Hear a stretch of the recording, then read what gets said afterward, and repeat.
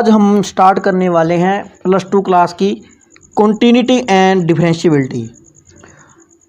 Video को last तक ज़रूर देखें क्योंकि ये बेसिक है हमारा कॉन्टिन्यूटी एंड डिफरेंशिएबिलिटी का।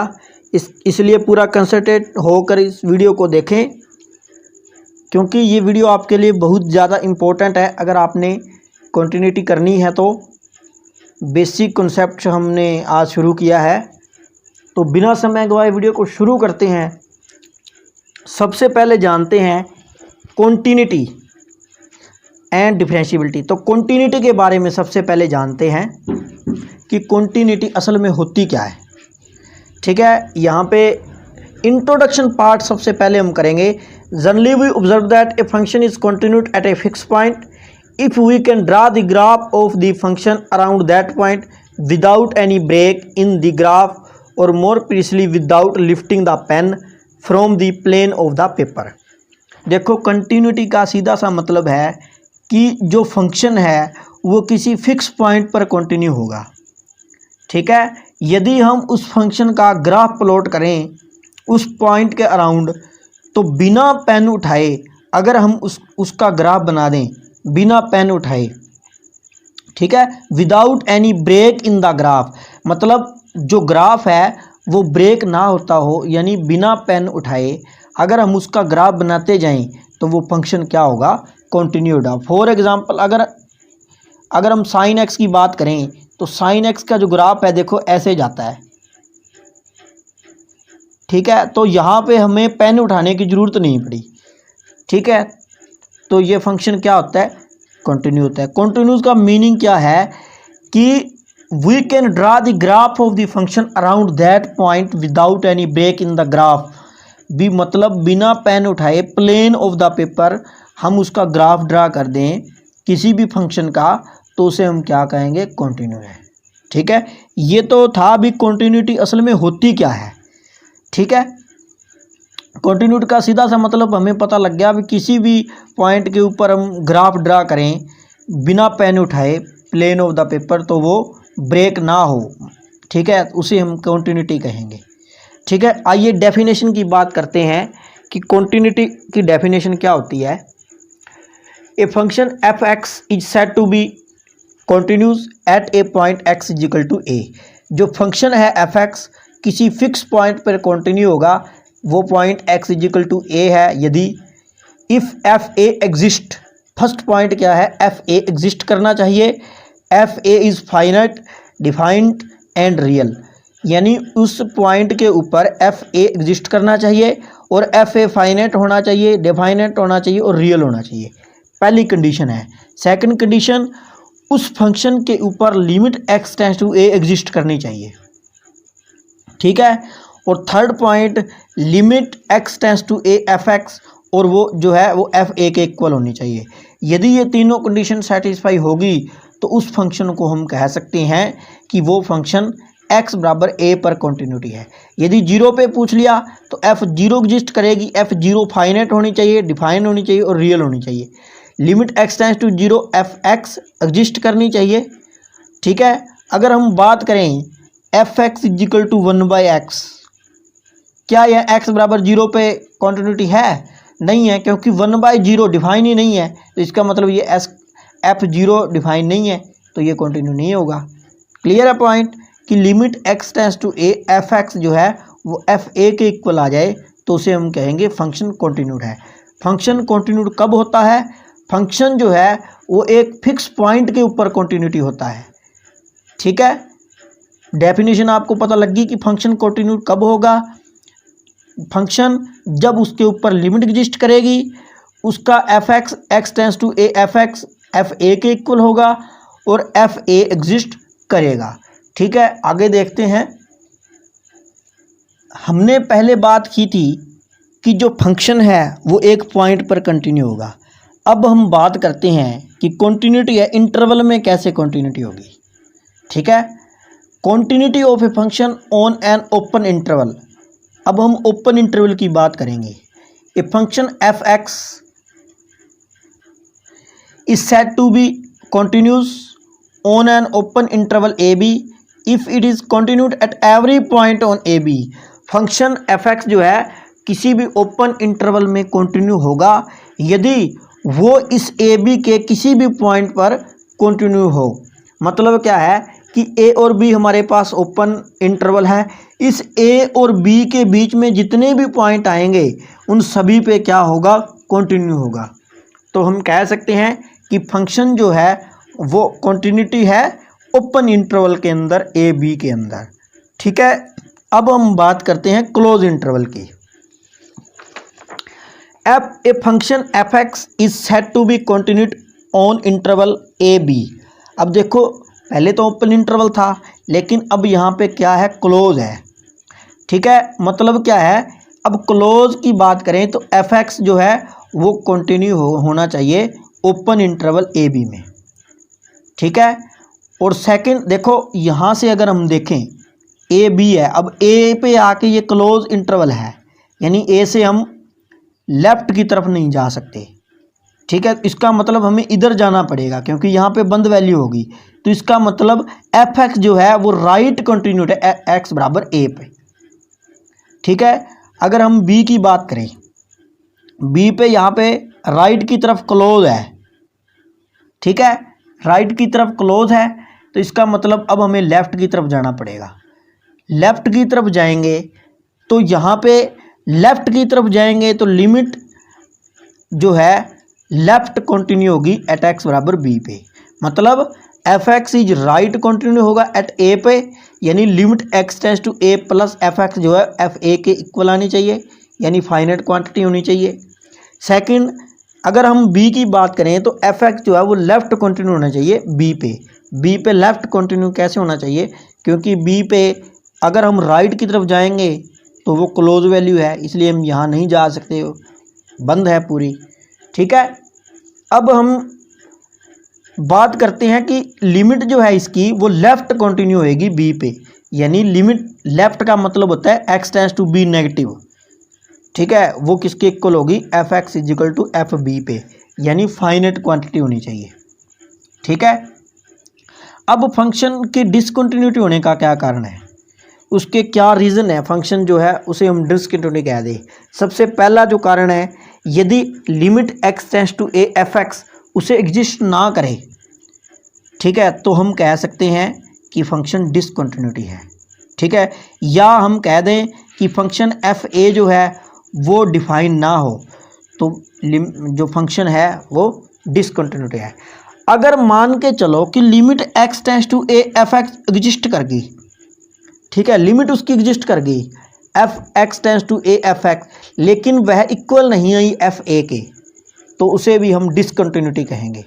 यानी limit x tends to a f x exist करती है but is not equal to f a, लेकिन यह इक्वल नहीं है एफ ए के, तो हम कहेंगे फंक्शन डिसकंटिन्यूटी है। एफ ए जो है वो नॉट डिफाइन है, मतलब एफ ए है अगर डिफाइन नहीं है तो हम कहेंगे फंक्शन डिसकंटिन्यूटी है। जैसे हमने फंक्शन लिया f x is equal to 1/x minus 4, अब यह 4 पर जो है वो डिफाइन नहीं है, तो इसका मतलब ये क्या होएगी, डिसकंटिन्यूटी होएगी।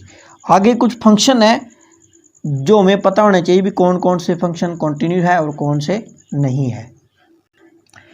ये बात आप नोट जरूर करना, every constant function is continue. जितने भी कांस्टेंट फंक्शन है 1 2 3 ये सारे के सारे क्या हैं, कॉन्टिन्यूस फंक्शन है। जितने भी हमारे ट्रिग्नोमेट्री फंक्शन है, trigonometry, polynomial and logarithm function are continued in their domain. Domain के अंदर ये फंक्शन जो है वो क्या है, कंटिन्यूस है। आइडेंटिटी फंक्शन जो है वो क्या है, कंटिन्यूस है। मॉडुलस फंक्शन जो मोड एक्स है वो भी क्या होता है, कंटिन्यूस होता है। एक्सपोनेंशियल फंक्शन ई की पावर एक्स वाले कोई भी फंक्शन आ गए, 3 की पावर एक्स 4 की पावर एक्स, वो भी क्या होता है, कंटिन्यूस होता है। ठीक है, एवरी रेशनल फंक्शन जो रेशनल यानी पी बाय क्यू की फॉर्म में जो फंक्शन होते हैं वो भी क्या होते हैं, कंटिन्यूस होते हैं इन इट्स डोमेन। अब हम बात कर रहे हैं डोमेन की, डोमेन में वो फंक्शन क्या होते हैं, कंटिन्यूस होते हैं। यदि हम फंक्शन की बात करें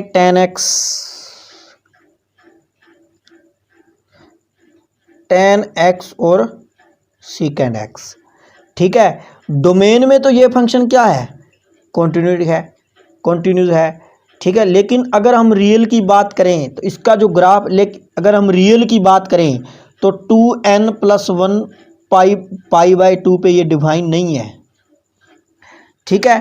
तो इसका मतलब ये जो फंक्शन है वो डोमेन में तो कंटिन्यू है बट ऑल रियल में कंटिन्यूटी नहीं है।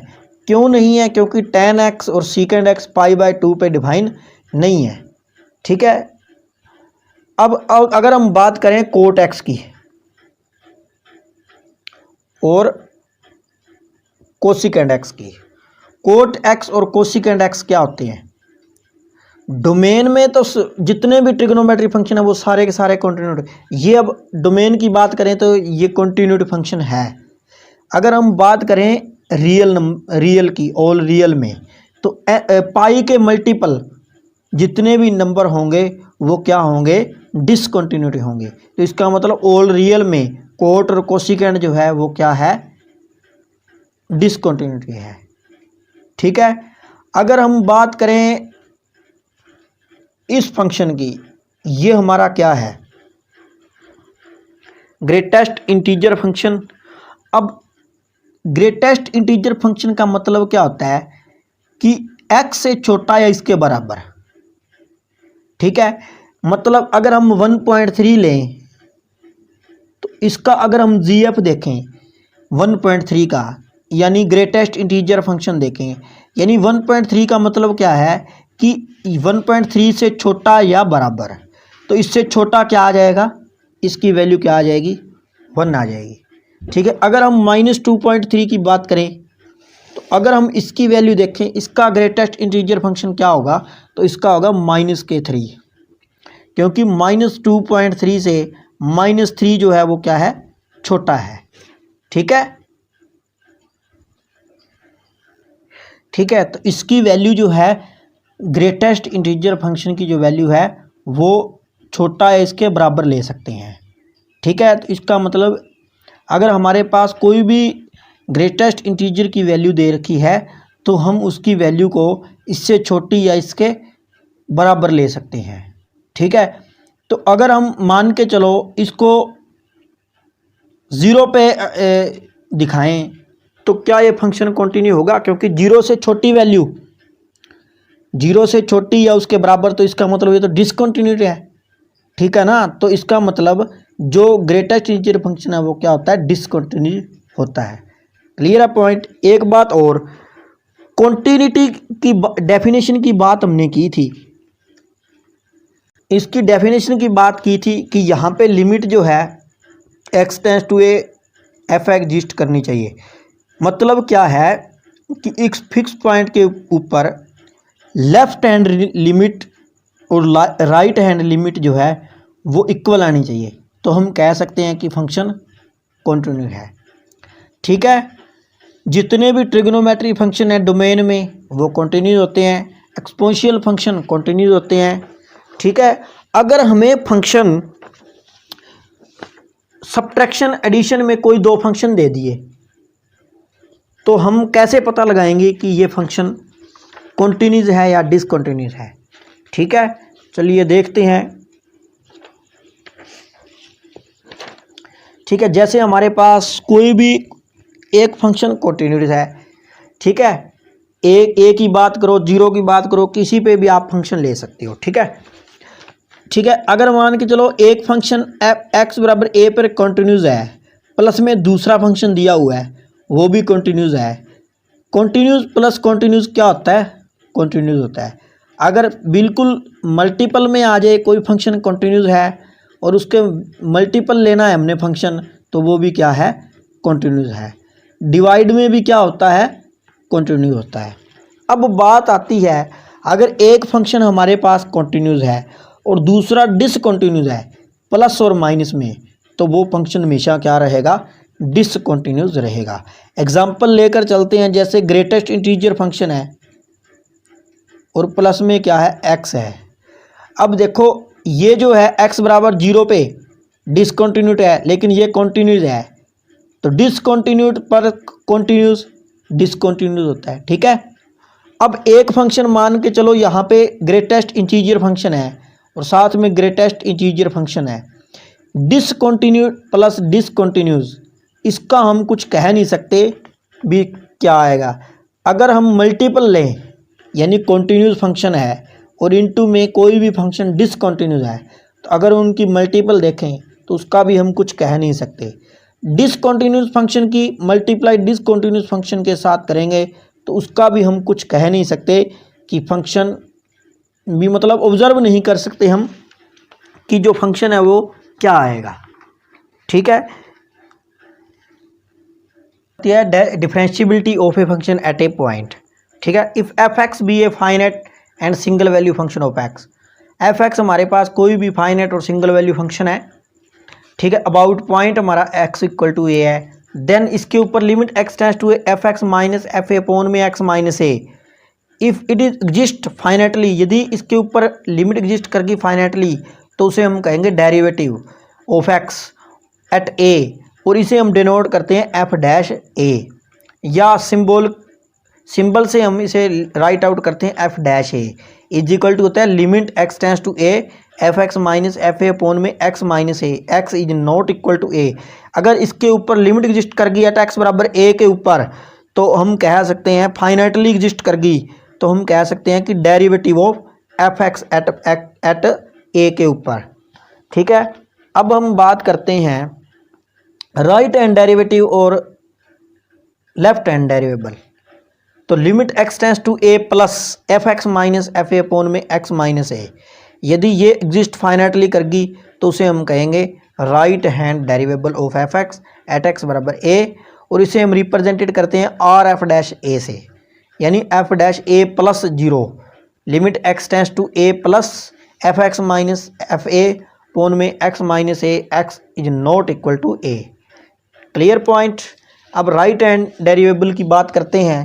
तो राइट हैंड डेरिवेबल क्या होता है कि यदि a minus left hand derivative का मतलब होता है x tends to a negative, यानी f x minus f a upon में एक्स माइनस ए यदि एग्जिस्ट करती है फाइनाइटली तो इसे हम लेफ्ट हैंड डेरिवेबल कहेंगे एक्स बराबर ए के ऊपर, और इसे हम डिनोट करते हैं एल एफ डैश ए से, और इसकी वैल्यू होती है f dash a minus zero is equal to limit x tends to a minus f x minus f a upon में एक्स माइनस ए यदि एग्जिस्ट फाइनाइटली करे।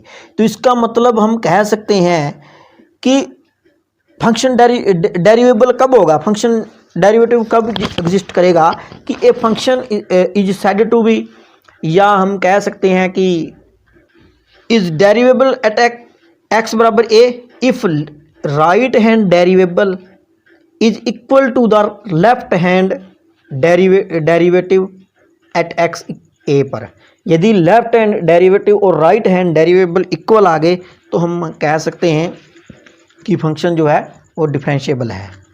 ठीक है, ये था हमारा आज का टॉपिक। ठीक है, कॉन्टिन्यूटी एंड डिफरेंशिएबिलिटी का। आगे हम एक्सरसाइज स्टार्ट करेंगे। नेक्स्ट आपके पास एक्सरसाइज आएगी। ठीक है, 6.1 ये हमारा बेसिक पार्ट था जो हमने आज कंप्लीट कर लिया है। ठीक है, अगर किसी को कोई डाउट लगे तो कमेंट बॉक्स में ज़रूर बताएं। तो मिलते हैं एक्सरसाइज के साथ, तब तक के लिए ये जो बेसिक आपका कॉन्सेप्ट है इसको पढ़िए, अच्छे से प्रिपेयर कीजिए। Thanks for watching this video.